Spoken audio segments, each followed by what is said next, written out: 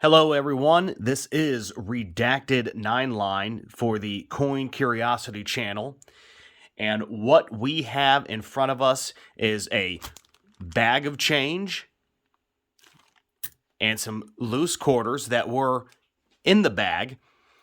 And these coins came from a good buddy of mine, Cubby. He's been part of the Redacted 9line main channel of the Casino Adventures.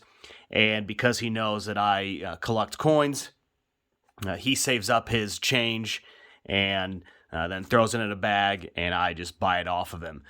So we are just going to do a short then video since there's not that many quarters. So the only thing that I had done is I had just removed the quarters out of the bag. I have not looked at them yet, so we'll go ahead and look through them.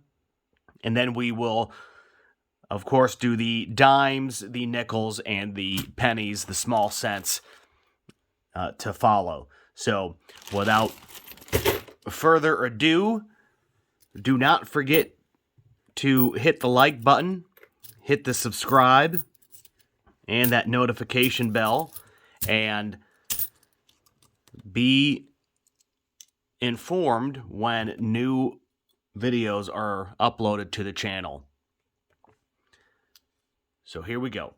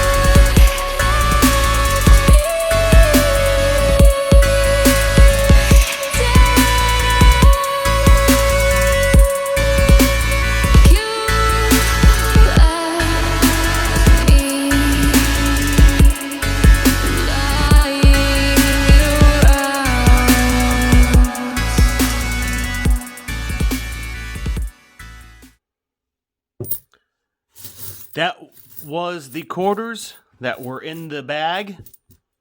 So we will take a closer look at these and see what we would like to discuss in the second half of the video. So the three that we pulled out of the stack of quarters that we just went through. So right there was the stack. We had those three remaining. And so the first one, as we all know, I do like the bicentennials. So this is a Denver mint with the mint mark just down here. And pretty worn quarter. But I do like to keep them, and the Denver mint of the bicentennial had made $860 million and some change of these. So we're going to go ahead and save that one. The next quarter is this 1995 Denver. And while it does have some significant, bag marks or scuffs or dings on the field, which is the dead space on the coin, I still thought that this had a good luster. You could see that the little cartwheel that goes kind of up and down on the left and right sides. So you like to see that. That's kind of indicates that it's still the same luster that was there when it was minted. Hasn't been cleaned. But the hairline I thought was very well preserved still on this quarter. Standard edge.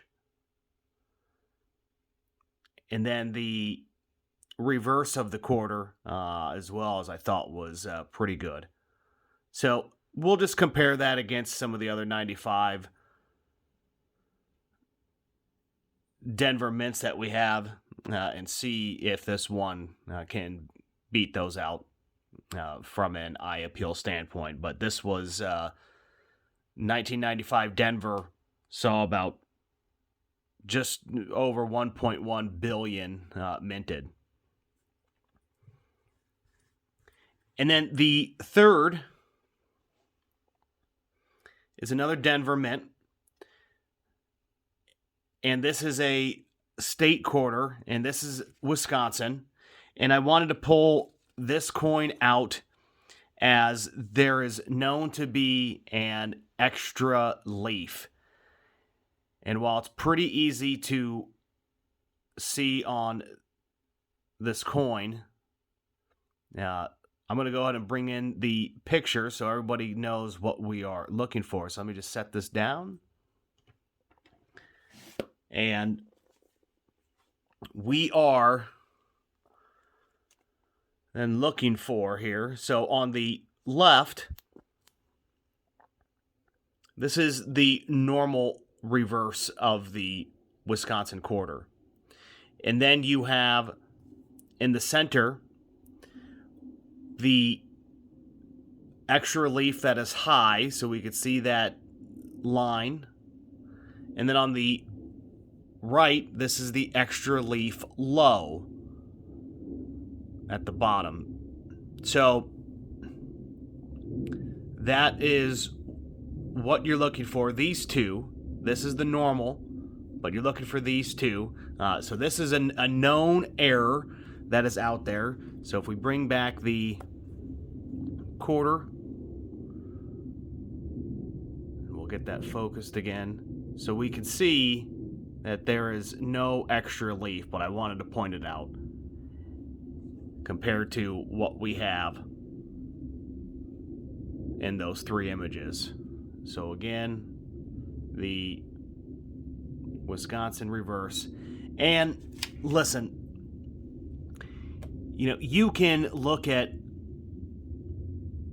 hundreds of coins, thousands of coins, and you'll be able to find a extra piece of metal here or an extra piece of metal there, and not on this coin. Sorry if I was pointing, but I suppose what I'm driving to is that you can come across many videos where individuals are talking about die errors, and until they are, let's see, what do I want to say? Acknowledged or certified by the top three, which is, again, PCGS, NGC, or Annex, then anything that you try to point out to someone in trying to market it may not do you very well. Now, I wish, of course, you luck if you can find an error on a coin or a die mistake. I should call it that, just a die blemish. Let's go with that, a die blemish. That, hey, if you can market it and you can sell it, please, by all means, do what you can to make a quarter worth a little bit more. But for anybody that is trying to collect, that it's hard to justify spending a higher amount for a coin when that error or the blemish that you think is an error has not been acknowledged. Not to say that it never would be, and you could definitely go online and you can find die errors and die varieties for a specific mint and a specific coin. You can find one that has 10 or 11 different known die varieties.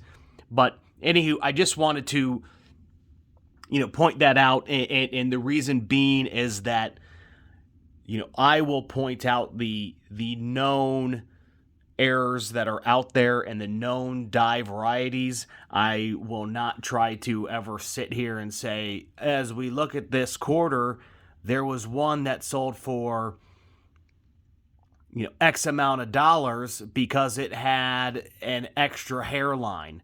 That could be true. It could just be a one-off piece, but we only want to talk about the known varieties and the known errors on this channel, and we will leave the other nuances to the masses.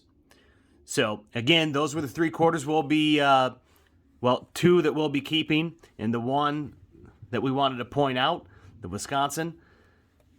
So this has been Redacted 9-Line for the Coin Curiosity channel. We thank you for tuning in, and we hope that we were able to impart some facts and knowledge. And we will see you on the next video when we go through